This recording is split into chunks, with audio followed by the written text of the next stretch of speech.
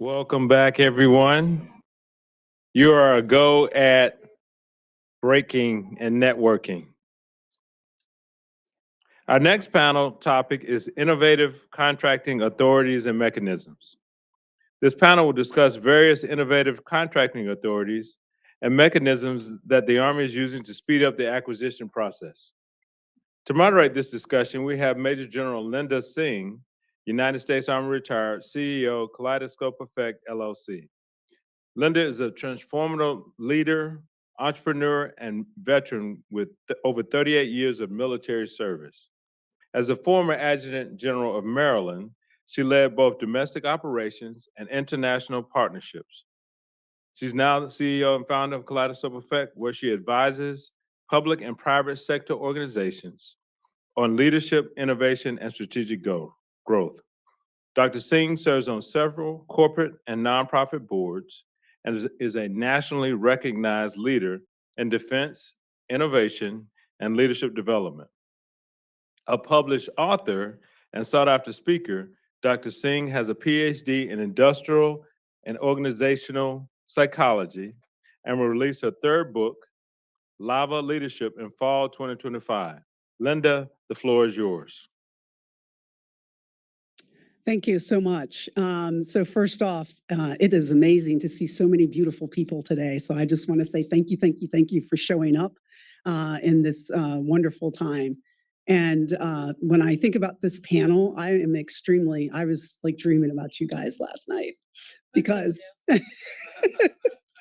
and so I want to have each of you just to really open it up with like 1 to 2 minutes of introducing yourselves and a little bit about yourself, because I want people to hear, and I think a lot of them probably already know you from different aspects, but I want them to hear your thinking and your thoughts about who you are and why you do what you do. So if we can start with you, Ms. Buehler. Well, first of all, thank you very much for inviting me today. Sorry for that feedback. So I'm Kim Buehler. So my day job is the Director for Small Business Programs for the Army. I've been in that position for almost 6 years now. And I was asked in February to come down and serve as the acting Deputy Assistant Secretary of the Army for Procurement, so the DASAP. And when Lieutenant General Collins, comes and personally asks you to do something, you say yes. And in a lot of ways, it's been a homecoming for me because I spent over 12 years as the policy director and other positions in the DASAP. So it was an organization I was familiar with, and ASALT, like I said, very much feels like home. So I've been enjoying getting back into the day-to-day aspects of procurement in the acting position. So as a career professional, I've spent my entire civilian career supporting the Army. I'm very proud of that. So 26 years as a government civilian. And, during that time, I worked up at CCOM. So that's where I started, back up in Fort Monmouth. And that was a great introduction to Army acquisition and to contracting in general. And I never moved off of that, even though I had spent some time doing career management for the contracting workforce and the various aspects of the ASALT mission. So I'm very happy to be in the acting position. We'll see, what happens once we get the new ASALT on board, and with the continuous transformation initiatives within the Army. I'm happy to lead through this time and try to take care of the workforce and make sure that they are able to adapt and align to today's opportunities. And again, just thank you very much, and great to see a lot of very familiar faces in the audience today. Good morning, everyone. I am Danielle Moyer. I am the Executive Director and Senior Contracting Official at Aberdeen Proving Ground. I'm going on my 25th year of Army as an Army civilian. I did not spend all of it as contracting. I know I only look 25 thanks to Botox. Kind of joking, not really. So I started with the Army Corps of Engineers actually when I was 15 years old as a GS1. And I did multiple different things. I worked for the Rapid Equipping Force, a Joint Improvised Explosive Device Defeat Organization, and just moved all of my way up. This is my dream job. I really don't want to do anything else but this job. I love contracting execution. I think most of you know me to be the person that says, well, that doesn't seem to make any damn sense. Can I do it this way? Can I try this? Can I go faster? What glass can I break is probably just who I am as a human, which really sucks from my boss, who is the best looking man in the room. Okay, you're welcome. So why do I do what I do? Because I mean, it's so cool. Like what more cool thing than being the person who negotiates billion-dollar contracts for literally the most dominant land force in the entire world? That is cool. So that's why I do what I do, and I love it, and it's just awesome. Love that. Well, thank you so much. And it's really a great opportunity to be here today with this fantastic panel. So thank you, Linda, for moderating, and appreciate AUSA and General Smith for having me here today. So for those of you I don't know, my name is Lauren Dailey. I specialize in defense innovation and acquisition reform at Deloitte, and I've been with the firm for about 5 years now. But prior to that, I actually spent most of my career as an Army acquisition civilian. So for the first 6 or 7 of those years, I was in the Pentagon working in ASALT headquarters. I was working in DASP. That's where I first met Kim many years ago. It was wonderful to work with her, and worked on acquisition reform and better buying power type issues. And then in 2015, I moved out to California to take the acquisition lead job at the Defense Innovation Unit, experimental as it was at the time, DIUX. And so as the acquisition lead there, right, for the first 6 months or so we were there, our mission was just go meet with startups, find cool tech, connect them back with DoD, and magic will happen and they'll work together, right? Didn't really happen that way. So as the acquisition lead, they turned to me and said, hey, we have to figure out a better way to get dollars and contracts to these companies. How can we actually effectively work with them?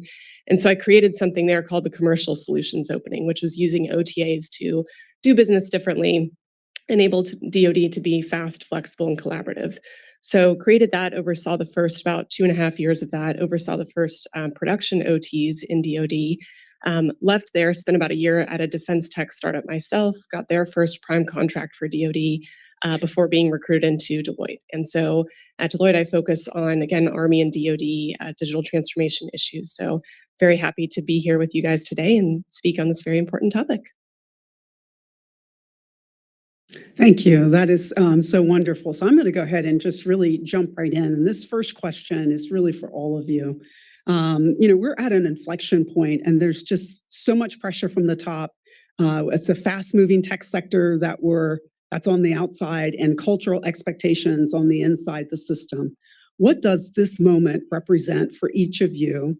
And where do you see the biggest opportunity for impact or change in Army acquisition?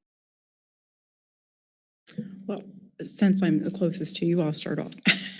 So I think that this is a bit unprecedented. I think to the past acquisition reforms that were pretty fundamental, right? FARA, FASA, the Section 809 panel. We've been through these kind of big muscle movements before, but now we have the highest levels of our government who are interested and paying attention and setting direction for what we're doing in acquisition. So having that level of interest and oversight, of course, kind of puts acquisition reform on steroids. And when you combine that, all those executive orders, the memorandums and the direction from the Secretary of Defense, the Secretary of the Army, with the technology advances that we see before us, it really does provide us the opportunity to fundamentally shift how we're doing work today. We're in the middle of deploying a modernized contract writing system, which is very exciting. But when you combine that with the possibility of AI, how we are using large language models, how we're using robotic process automation to fundamentally shift work and make sure that we have contracting professionals, acquisition professionals that can really focus on the business aspect of what we do, being really that competent business advisor and not a compliance chief, right? We have to move past that. And technology is going to help us to do that, not only by shifting the work, but by giving us more reliable data.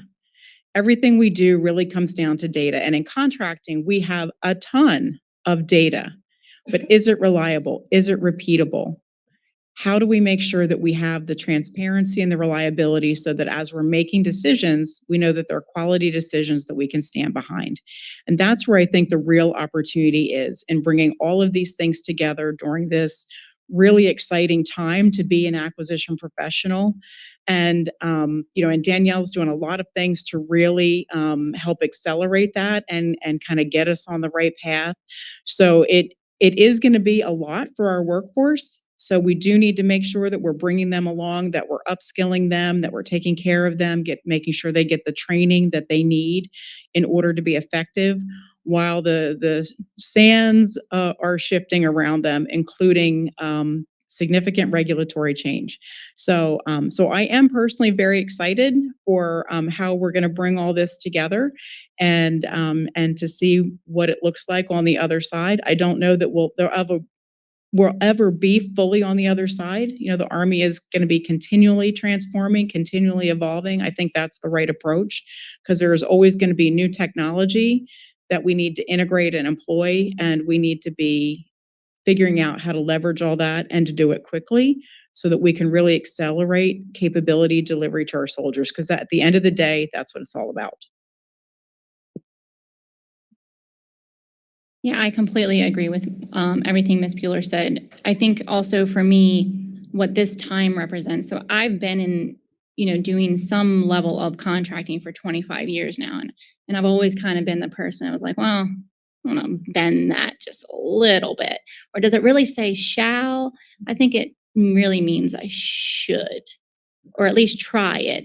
So I am super excited to have this opportunity to have a very risk tolerance culture in my leadership, right? All the way up, as you see all these memos coming out and the forms, there is very much a risk tolerant leadership that allows us to be able to be more open and transparent, and to be able to maybe buy more of the same thing from different companies, to try things, to test it out, to fail quick and to go faster instead of this very long, drawn out process. Although sometimes there are things that we buy that are very big and very complicated and very dangerous that may require that. So I think what I love a lot of what's happening right now is that there isn't a one size fits all approach to everything. And I think, just like Ms. Buehler said, this will be a continual transformation, because I think what you'll see is there will not be as many standards. So in general, contracting a lot of times has standards. You use this FAR part, you go down this process. It will be more based on what are you buying? Who are the companies interested? And I think Lauren will do a lot of talking about that, because it's how do we do business with companies who aren't usually in the defense space, and how do we bring them on? Or what if you need both? What if you need both? What if there are companies out there who have a really good idea but don't have the manufacturing capabilities to scale? How do we, quote unquote, force those relationships? How do we partner better? How do we leverage organic government resources with public-private partnerships? We have tons of organic capabilities and depots within the Army that are amazing. They're exquisite skill sets and capabilities. How do you leverage them if you're a new company to either help the Army or even your own company, right? We have those abilities to do those things. I think in the culture we have right now, we're willing to partner more. I think you will see what I am also super excited about is, as part of our solicitations, you will see that coming out and opening up how we can do business with you in shared things. And on the last panel, you had heard Mr. Manning talk about CRADAs, right? So very similar to CRADAs and things like that. And a lot of how we can help industry, one, invest their own money. So you see a lot of the executive orders coming out on commercial.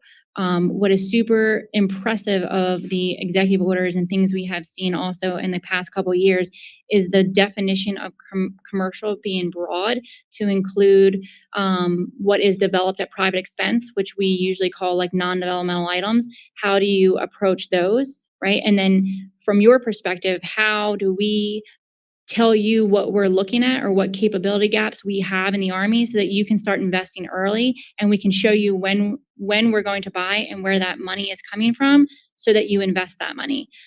So I think this very transparent, very agile, very, we talked a lot about the Army open solicitation this morning. That solicitation allows you to see our capability gaps, but to also propose your own capability gaps that you see, which I think is, we haven't had that before. We've had BAAs, we've had some CSOs, we've had very discrete solicitations for a very specific thing, not a, hey, here's a thing that can have multiple flexibilities. It can address BAAs, CSOs, 4023 authorities. It can have FAR-based contracts. What is the solution that you're proposing or we're going after? And then how can we shape the right contract tool around that? We haven't done that before. And I think that's a pretty cool time that we're able to get after things like that. I love that. And to build on that a little bit, right?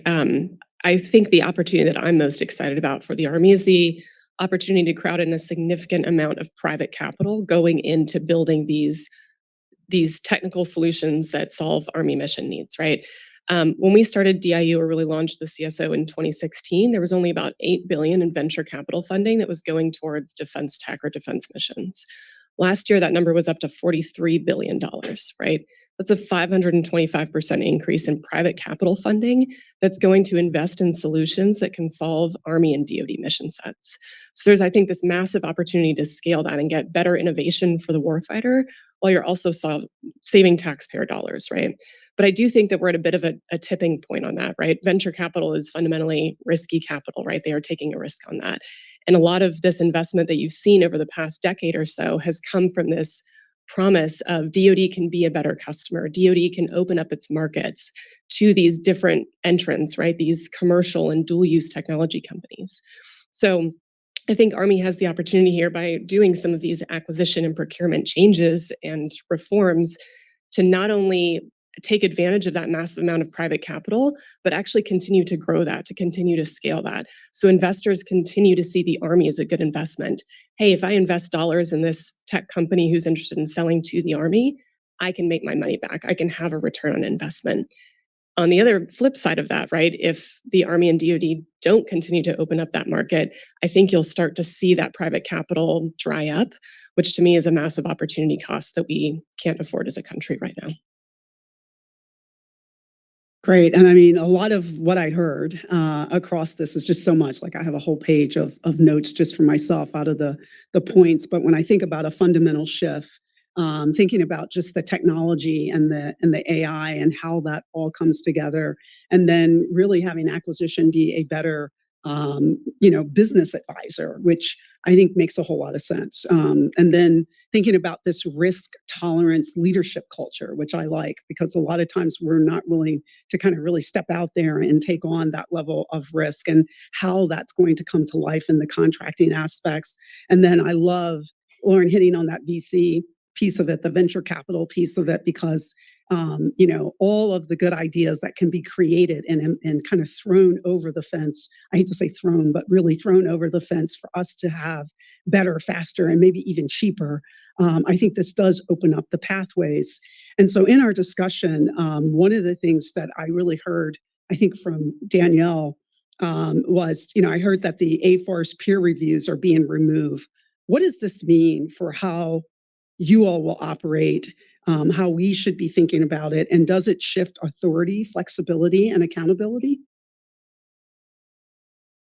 So, and I don't want to speak for Ms. Buehler, but I think what I would tell you is peer reviews were always intended to learn from each other, right? The way they were always intended to be was to learn from another service or another organization to figure out how we could potentially do things, better or faster, or learn from other services. However, we have culturally just turned peer reviews, and I'll just use my organization, we turned it into a very stovepipe process where it went, it essentially wound up being like I don't know, up to 20 people who would review a document just to catch things for the main purpose of avoiding a protest.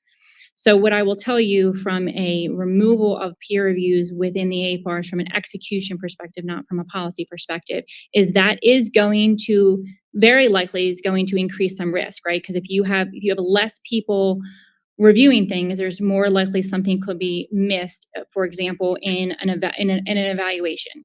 So the thought process there could be, well, you do this, and you're going to get 1,000 more protests. Well, how do we avoid that? Well, I don't know that by avoiding that, which is keep additional reviews in place, solves the problem. I think our relationship with industry is the most important there. And I will tell you, since I've been in the job, hands down, my most favorite thing is watching my protest numbers go down, because all of you, and you guys all have a time period to protest with GAO or COVC, and that is your right. But you will call me and tell me if you think something went wrong within that time period. And there has been multiple times where you were right. And without going through an entire process or time, we were able to take corrective action and fix it ourselves, which saves you a ton of money and us a ton of resources, because the resources that are then going to be working that protest are the same resources who are not going to be doing another contract action. So I think it is absolutely fantastic that we're going to hold people accountable. And I will tell you, like, that also builds confidence in contracting officers and contract specialists. If you don't have 20 other people reviewing their documents to tell them everything they did or didn't do right, that builds their confidence. That makes them more willing to take some risk. So it's kind of a balance between, okay, we understand by removing these levels of reviews, it could open us up for potentially more protests or something going wrong. But what I love about right now so much is that when that happens, I don't think that's necessarily going to result in, okay, we're going back to all these reviews. What I will say is peer reviews aren't completely removed. They are special interest ones. So there are some programs that are going to have, whatever, some level of special interest that it's going to require, people to review or look at it, right? If you're buying some, big aircraft or missile, or even within my organization, right? Any program that I have that requires some type of special interest or has a lot of congressional oversight on it, like, obviously I'm going to want to be on top of that. But I do 22,000 contracts a year. Probably can't look at all of them. So I think holding our contracting officers and contract specialists accountable is great. And that doesn't change. They're still legal. They're still, we're working through what and how, because we have always allowed dollar threshold to drive reviews instead of complexity of the action. And the more we get after items developed at private expense, also to mean commercial items, right? IP and commercial terms and conditions are going to matter, right? To assume that all of our contracting specialists are experts in commercial terms and conditions of commercial companies is not realistic to expect. So we're going to need some level of legal review to help us with those terms and conditions and IP. But I think we're going to, work with a common sense approach to those stovepipe reviews. But it's a game-changing time, because I think when we had a whole OPT to look at, like, how long does a peer review take, like, in general, like, how long can that add on to your process? And this is like the worst case scenario, but the worst case was it could have from pre-award, because you do pre-award protests, there's like phase 1, 2, 3. It was like 35 weeks. It was like 35 additional weeks could be added on the worst case scenario. And that's huge, right? I mean, that's a huge amount of time for a contract award. So it was pretty cool. And thanks, Ms. Buehler's team, we were able to do that. Ms. Buehler, you have anything to add? I think, 100% agree with everything that Danielle said, right? We need less process and more thoughtful decision-making, and allowing our senior contracting officials to determine what types of reviews are needed and when they're needed. That's how we're going to be able to go faster. Where is the appropriate place to take risk, and where can we benefit by having a review, because it is something different, right? Because we do have some expertise in another part of our contracting activity where that type of peer sharing could be helpful. But we don't need a process around that, right? We can do that without the process that brings 25 people to the table to second guess something that the contracting officer did, 2 weeks before a solicitation is supposed to go out, right? That's too late to need. We need to be having those conversations early on and making thoughtful decisions. So I've not been a fan of the peer reviews for years, so I was super happy to have the opportunity to refine that policy to make it something more to make it better in execution while still preserving the decision space for the senior contracting officials. And like Danielle said, there was an OPT that came together, that really pointed out those areas, not just peer reviews, but other areas where policy refinement would help us go faster and be able to be more efficient. So a lot of work has been going on. Not all of it is visible yet to the contracting workforce, but we're going to be rolling it out, and we have other things rolling out with the revolutionary FAR overhaul, the DFARs, that we're also trying to coordinate all of this. So it is a little bit of a tap dance to figure out how to time it and sequence it. But a few things were big ticket items like the peer reviews. And we're like, we can't wait. We got to do this now. So kudos to the whole team that got that accomplished. So we talk about just thoughtful decision making, because I like that. That's like my pet peeve. Everybody should be having, making really, really good decisions. But do you think acquisition professionals are too focused on the type of contract rather than aligning the contract to real requirements? And what does this look like if we could flip the script on that? Anyone? Sure. So yeah, I think the contract type should be based around the solution that is proposed, but it all depends, right? It all depends on what you're buying, and it depends who the companies are out there, right? There has been always a statute for commercial preference, right? So if there's commercial, right, you by law are supposed to go commercial, and there are only certain contract types that can support commercial.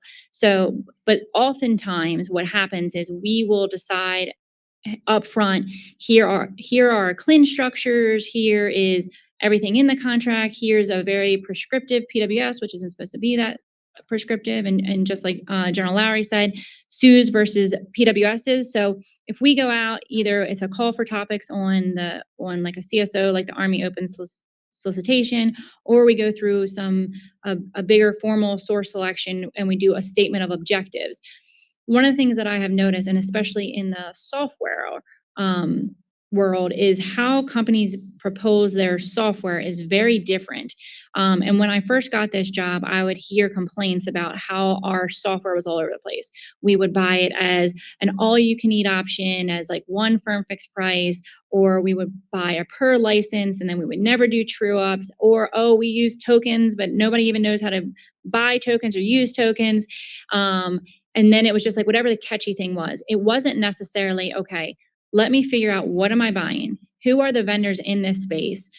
How about, instead of coming up with, I'm just going to do it, this one way, it's firm fixed price and it's just one lump sum, or it's going to be a software license and is this way. How about this is what I need, here are my objectives. You propose back how you want to do it. Now, obviously, if it's commercial, it's probably going to be firm fixed price. TNM has certain things, but the structure of that CLIN will be based on the actual proposal, which makes sense. I will tell you, I have several contracts with the same contractors where we have, and they're selling the same product, the minor, customization, modifications that are made.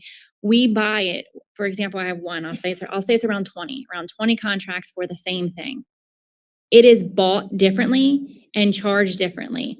And I will tell you, I will have this customer tell me, mine's the best, and this mine's the best. And then I'm like, well, actually, and then I go to the company, I'm like, well, why do you do this? Like, what were you thinking that you charged us all these different ways on all these different contracts? They said, we responded to you.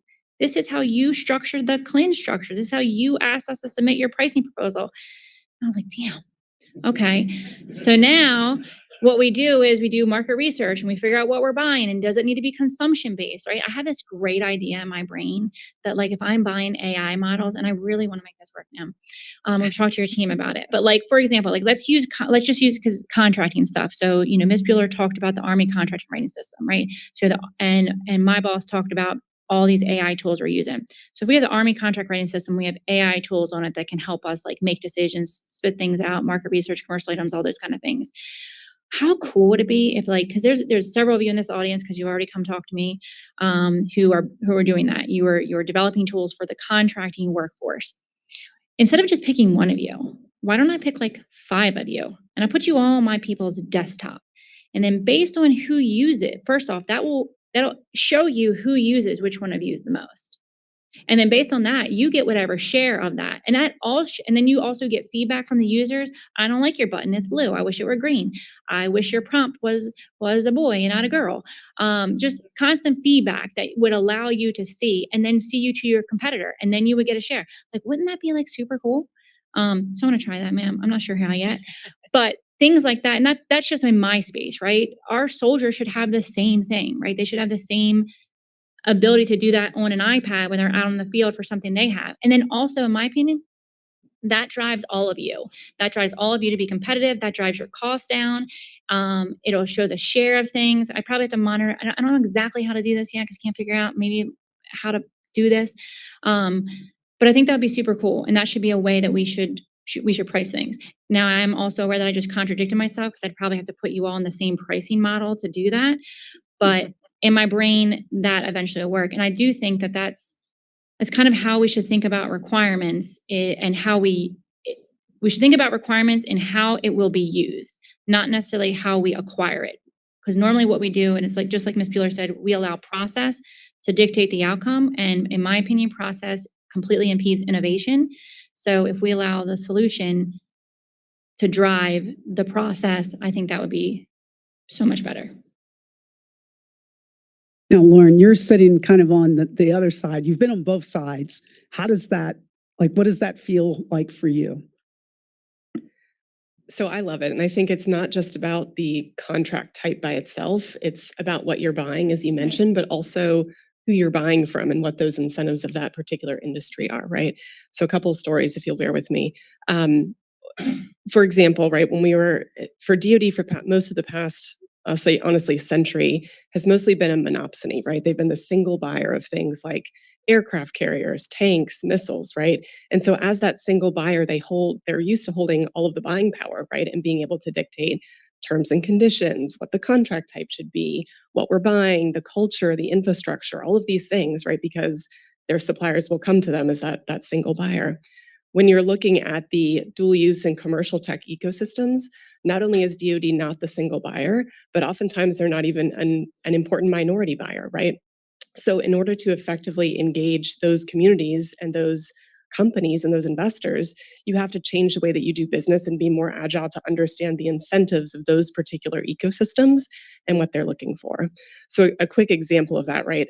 There was a company that we were working with at DIU who was making, and this was in 2015, 2016 timeframe, who was making flying cars, essentially, right? So very cutting edge, very well funded privately. They had no need of defense money, right? So if DoD had come to them and said, hey, we want to do a prototype project with you, but here's the very detailed kind of cost plus RDT&E type of contract that you have to do, they would say, no, thank you. We have no interest in working with you, right? Goodbye. Instead, using creative contract structures, right, what we were able to do is essentially not pay them very much at all because they really didn't want DoD funding. They didn't want our money. What they were really excited about was the opportunity to fly their prototypes on test ranges, right, military test ranges, which they could not do in civilian airspace, right? So it would significantly accelerate their overall path to market. That was an advantage DoD could bring to the table in that deal that they could not have gotten in the commercial market. They also got access to these super users, right? These soldiers, sailors, airmen who would use this product in much more extreme ways, right, than civilians would. And that's invaluable customer feedback to them, right? So they were willing to come to the table and do business with us at DoD in this very different approach, different contract structure than the traditional one. So being able to understand these these different companies and their different ecosystems, what their incentives are, what they're looking for, and how DoD can use those to its advantages to be an attractive customer opens up this enormous amount of private tech that you wouldn't otherwise be able to work with. So we have a number of questions from the audience. I want to start on some of these. And the first one, which I think kind of dovetails nicely behind this, is how does the executive order directing the use of GSA for procurement impact ACC's next step and way ahead? So I'll just start off because we don't yet have, because, Army is nested under DoD. DoD submitted its plan in accordance with the executive order and the OMB guidance for what common goods and services would shift to GSA. And all of the services, the other defense agencies, we all contributed to that. We all came up with our own plan, our own proposal. DoD consolidated that and submitted it on time. That's not been negotiated yet. The date for that, frankly, has slipped to the right. GSA they've gone through all of the same workforce reductions, et cetera, that we have, and they have a lot of outside assistance right now, trying to drive things over there as well. So, the spotlight is on GSA. They are trying to take all of these very complex things, particularly within DoD, and figure out how to move that forward. So, we are not too concerned about that at this point in terms of GSA consolidation. We have a very heavy usage of GSA vehicles. That really under category management, we accelerated our uses of those vehicles. It's, there's no reason why we wouldn't continue to leverage those vehicles where appropriate, particularly when we take a lot of time and resources to develop our own IDIQs. Why are we spending our time to do that if there's GSA vehicles that are out there that can meet our need? So we're just going to continue to do what we do.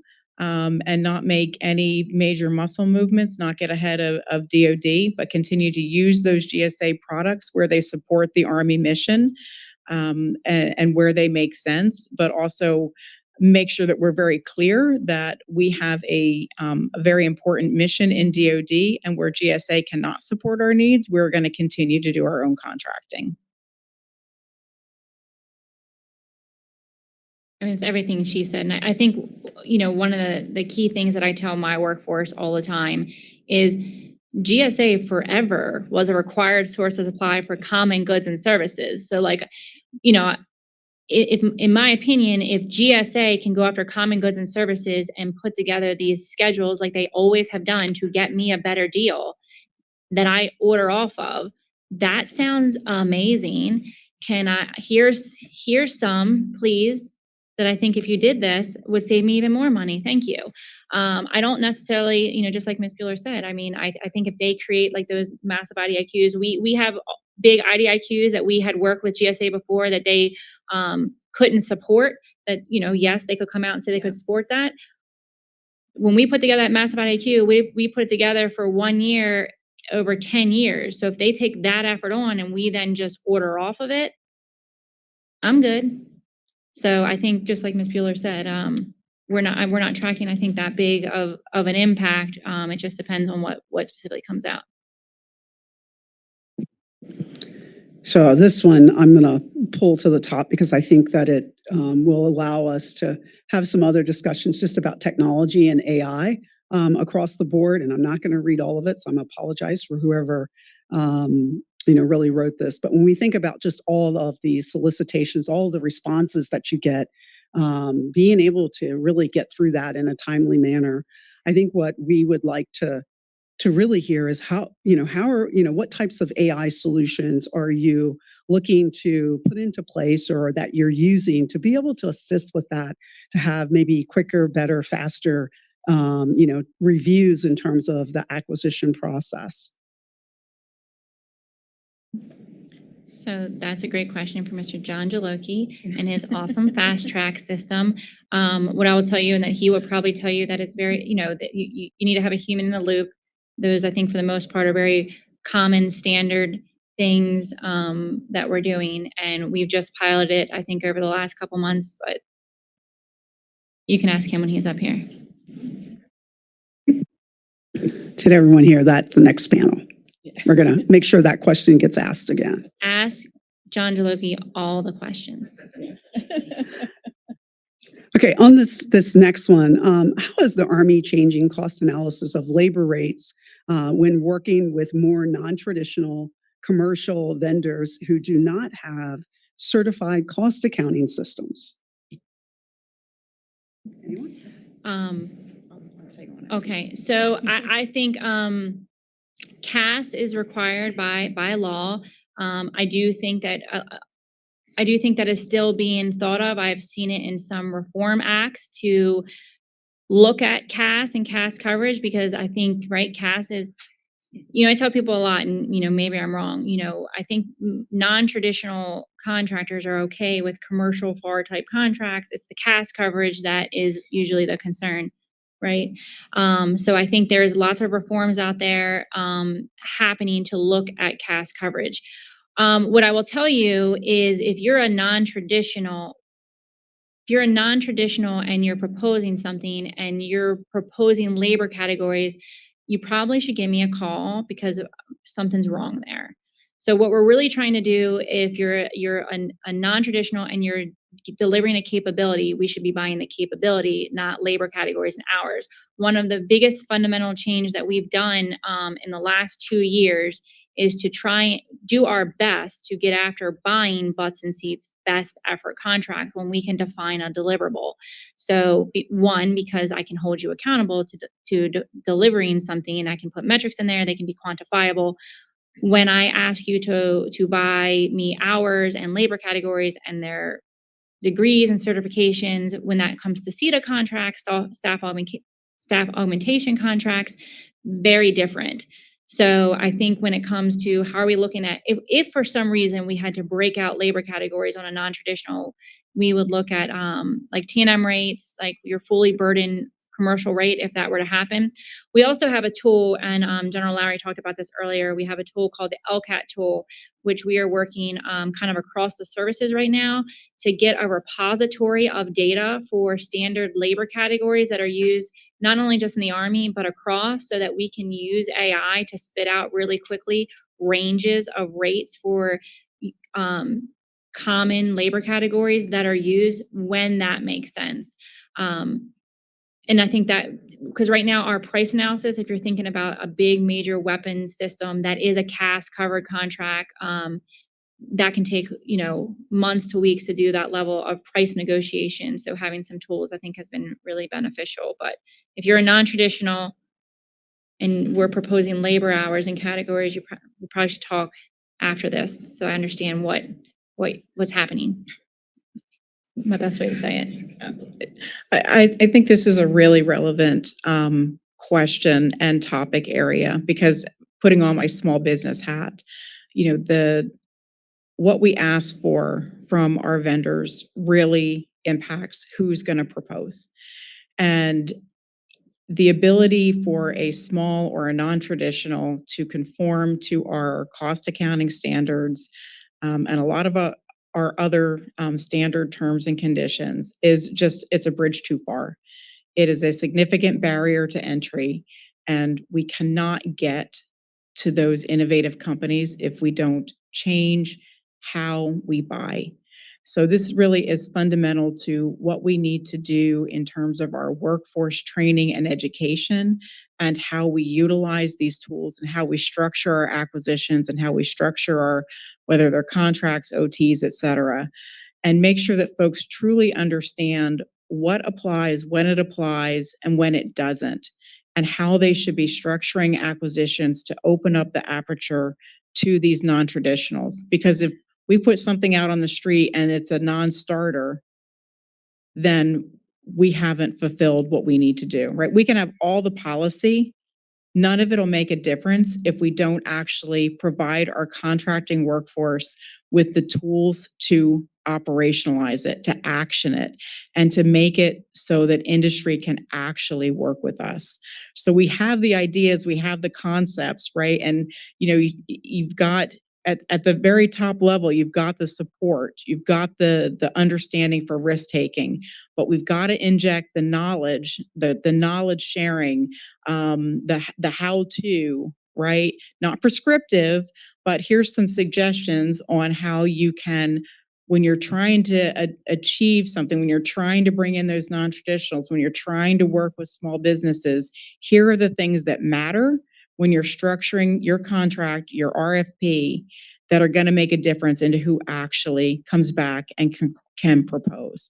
And this is where we need to take that time during market research, not just to look through databases of who's out there, but what is important to those companies. And I think both Danielle and Lauren spoke to that. You've really got to understand that marketplace. You got to understand the vendors that are out there, what's important to them, and shape your acquisition around those factors if those are the companies that you're targeting.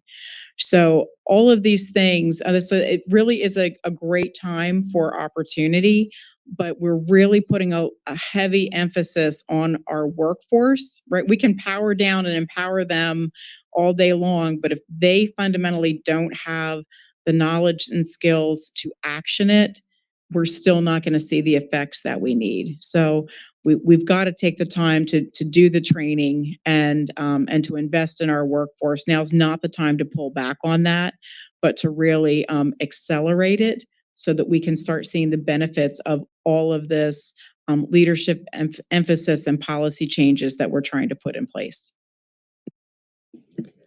Real quick, I echo all of that, obviously. But one thing I wanted to pull the thread on a little bit is the market research piece of this, right? Especially when you're not talking about non-traditional. So the normal process, right, is a contracting officer or an acquisition shop would put out an RFI, for example, right?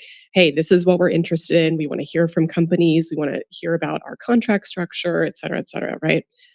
What's really important in all of this is that a lot of these non-traditionals, one, are not going to even see the RFI, right? They're not scrolling through SAM.gov for a lot of this. But two, maybe they don't understand or see what's on there, right? And so it's really important from the contracting and acquisition perspective to not look at the results of an RFI as this is exactly what is out there, right? This is the sum total. Everyone was fine with this CPFF contract. We're good to go, right? So that goes to that education piece and understanding what this market is and how can we go and meet them where they are and transform ourselves, DoD and Army, into a better customer to incentivize them to work with us. Because if they do see something like that, their probably decision will be, nope, I'm just not going to bid on something. I'm not going to spend the money to get, CAS compliance. And the only result of that is that the soldiers won't get access to that kind of technology. And I think that hits on, it's not just technical and having the technical skills, but this is a cultural shift. And really trying to get our acquisition community to think differently about how we go after and acquiring different services and different products. So it's a huge cultural shift, but it's an opportunity. When I think about the Executive Order 14271, which actually talks about commercial cost-effective solutions, in your view, which recent executive order has the most transformative and potentially disruptive for how we can acquire? So I'll start. And so I'll put my policy wonk hat on, which I wear proudly. I think the executive order on restoring common sense to federal procurement that directs the revolutionary FAR overhaul is going to be very significant. We have not yet seen exactly how significant because the FAR parts are being rolled out chapter by chapter, right? Part by part. Some of the most significant changes are yet to come. Now, I personally am not working on any of these changes, right? The changes are all being worked between DoD, GSA, and NASA. Essentially, they've taken the FAR, divided it up into parts, assigned it to the agencies on the FAR Council, and they are working those. They share them, and then generally on Fridays, the FAR parts will be dropped on acquisition.gov. But there are going to be some very significant changes, and our workforce, I don't think, is prepared to really deal with having a significantly reduced rule book of things that they thought they knew that are no longer going to be there. And when your entire playbook changes and you're dealing with a new playbook, it's going to be very significant. And we're going to have to invest time in making sure that our contracting professionals can deal with that.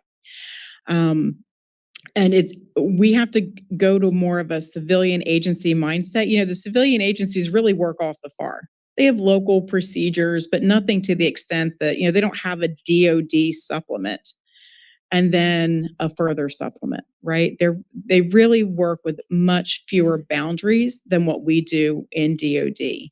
And a lot of folks, when they go from DOD to civilian agencies, really have a hard time in adapting to not having that rule book. We're going to not have that rule book. It's going to be significantly changed. And it is something that I think is, we're really going to have to spend a lot of time with our folks in getting them to embrace having less prescription and more helpful practitioner level guidance. I completely agree with Ms. Buehler. That is hands down my favorite executive order so far. And what I will tell you as an execution person, right? Little teeny words. You may look at the FAR overhauls that have came out so far, and some of you may say, well, it hasn't been that big, but some of them have.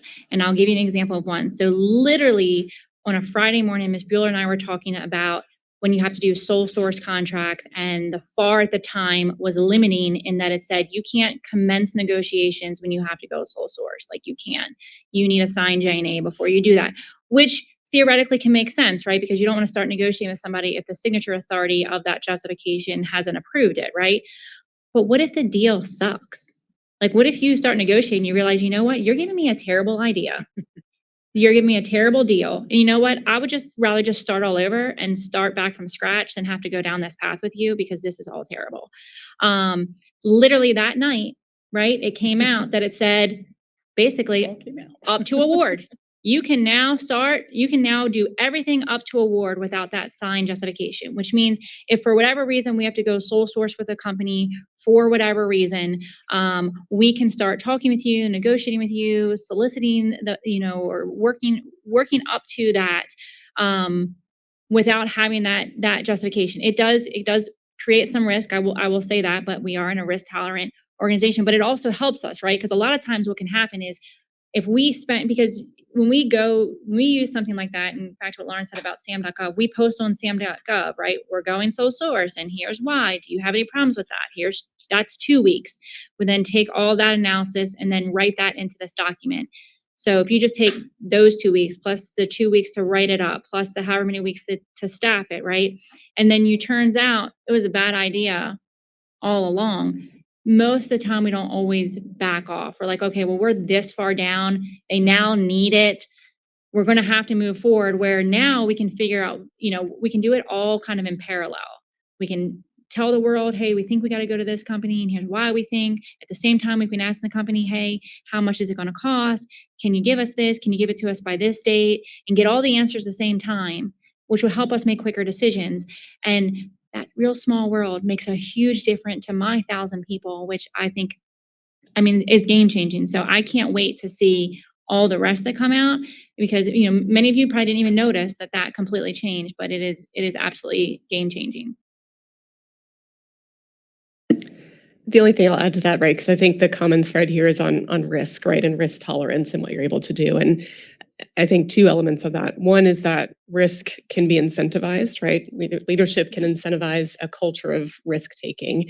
And the other piece of that, I think, is that I like to think about risk and opportunity cost as 2 sides of the same coin, right? So if there's a risk that, there might be a problem with this acquisition, and we're going to try to de-risk that by having however many weeks of additional reviews, right, or months of additional reviews, think about the opportunity cost of that. What is the opportunity cost of that? Maybe fewer entrants to that market, maybe a delay in getting this ultimate capability to the warfighter.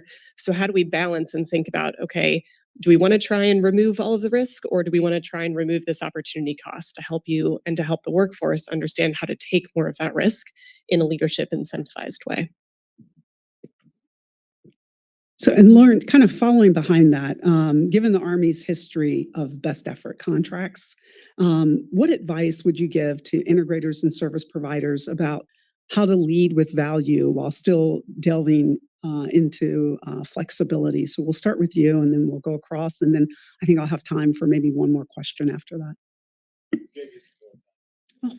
Perfect. Thank you. Love it. I think you said the key word there, right? Which is value and outcomes, right? So I think regardless of opportunity or contract type, right? Whether it be a level of effort contract, a cost plus contract, a fixed price contract, for any company, right? What is the value that you're providing for the Army? What are the outcomes that you're providing for the Army? As long as you can demonstrate that value, I think the contract type doesn't matter at a certain extent, right? If you're instead looking at that as, here's this level of effort and we're just going to charge you money because we're delivering the level of effort that you've asked for, you may not be successful in the long term. Maybe for that contract, right? But not in the long-term relationship with the Army. So always being focused on what is that value that we're delivering. I would add on to that, as part of that value, what is this cutting edge technology and cutting edge capability that we can bring to the Army, right? Again, as we mentioned, a lot of these startups or more commercial tech companies aren't necessarily looking at the Army or DoD as a revenue source, right? A lot of these integrator type companies can do that work for the Army, can go out, can find these companies, can say, hey, I actually think you've got a great capability that the Army needs. Work with us and let's deliver this to the Army. So I think there's an important role there to bring this non-traditional ecosystem, this commercial and dual use tech ecosystem into the Army and delivering that for ultimate and better value to the warfighter. Yeah, I think that is absolutely amazing. I think a lot of this is culture. I think for a long period of time, we had just such a culture of time and material contracts. And then when everybody was like, stop doing those. Everything should be CPFF term, right? We went basically to CPFF term, and you see a lot of our contracts, which actually are to do stuff, are these level of effort CPFF contracts. Part of it, and I've had this conversation with a ton of customers who all of their contracts have always been all these labor categories and skill sets. And I said, well, why can't you define the outcome? They said, well, we don't know. Like, I can't tell you in a whole year exactly everything I will need. I can't tell you if I want, it to be yellow than red. And I said, okay, well, break it up smaller. Just break it up smaller. Have a general idea and try and do it in smaller increments, right? We talk a lot about minimal viable products. And we've gotten there. We've done a lot better with that. So I think, and especially as you see us solicit more, if you continue to see these level of effort type contracts where you think we could break it up in smaller increments, you think we could have more defined things, please bring that to our attention. Because I'll tell you at this point, it's just it really is just a culture thing. Even in my last job, when I was at CCOM SEC, I remember we had a contract that would work software releases, and it was we wrote it as a bunch of labor categories and a bunch of hours, and we would just basically, they would come sit and work with us, and we would just pay them a bunch of hours. And I was like, but don't you have kind of an idea of like what releases are going to come out this year? Like, do you have like an average number that you think that comes out? Oh yeah, we know that. Well, can you just like make them options on the contract, and when one's coming out, just exercise it? Like, could we do that? Oh, yes, we could. And we changed that contract at that time to be more of a completion output contract than a best effort contract. So, and I think most of industry, and I think, Lauren, you would probably say this too, right? You want that. You want to know, what are you holding me to? What do you need? What do you want? And show, and what incentivizes you, right? So it's back to what you talked about. When we move away from those best effort contracts, what we are also talking to industry about is what incentivizes you. Is incentivizing you that public-private partnership where you come and use our space to test out your flying car? Is that you want more revenue? So should we put award terms in our contracts? Is that additional profit? Is that here's an addition, when I use the example, like when I want to buy something online and it gives me the option for the expedited shipping, right? I spent over $50, it's free. If I want it 3 days, it's 15 more. And if I want it next day, it's 25 more. Why aren't those options why aren't we putting those options in contracts? Okay, you delivered it on time, great. You're getting what you initially proposed. You deliver it faster, you're going to get this. You deliver it even better, faster, no defects, whatever, then you get this profit, because then that incentivizes you to do that. why don't we have that range of structure within our contracts based obviously on our market research, right? Because that what incentivizes one company is very different than what incentivizes another. And I think that's very important in market research. And I think also what's super important there, and when I say market research, posting something on SAM.gov, just like you said, you don't get a lot of information there. Like you guys don't always reveal the true what you feel, I feel like, because I don't have a one-on-one. Then I have a one-on-one and you guys tell me so much more. So I will tell you, please do not be afraid that when you submit an RFI to call for a discussion with the customer and the contracting activity to explain what you said and why you said it, because I think one-on-ones are completely invaluable. That's where I get all that information. I think a lot of you saw the out of PO Enterprise, and this is now 2 years ago when we first started really moving towards output-based contract, we put in there an expedited delivery, expedited performance plan. That was game-changing. That idea came from industry, not from me. It was just asking what incentivizes you. So please speak up. Thank you.